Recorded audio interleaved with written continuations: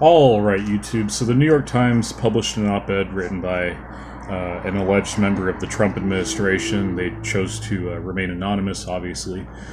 And immediately I have two theories about this. So if this really is someone from within the administration, I really do believe the one person that would go out and do something like this, excuse me, is Jeff Sessions.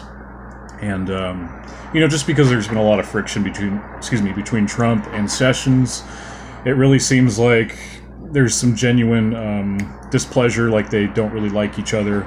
So it's very possible, it definitely is very possible that that was the individual who wrote the op-ed. But there's also another possibility. What if it was Trump himself?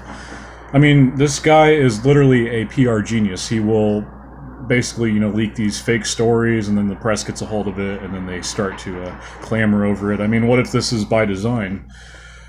I am not a 4D chess expert myself, but I still continue to be very faithful in our president. I believe that, he knows what he's doing, essentially. Like, there's probably a lot of truth behind the 4D chess theory.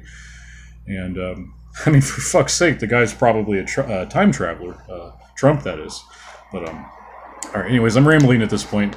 The point is that I believe that this was probably written by Trump, for whatever reason.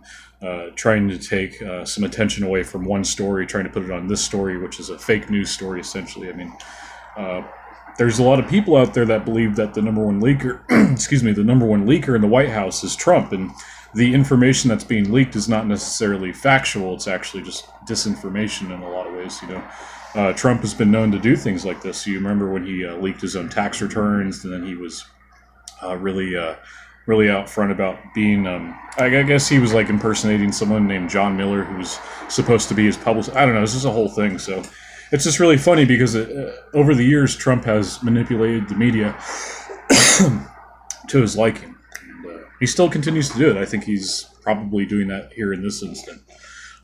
With that being said, I still believe that there's a lot of tension between Jeff Sessions and Trump. I really would not be surprised to see Sessions be out of here by the end of the year. That would not be a surprise to many, really.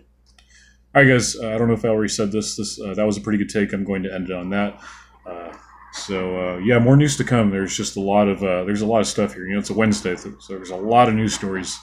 Maybe Kavanaugh's next. We'll go ahead and see what's going on with that. All right, guys.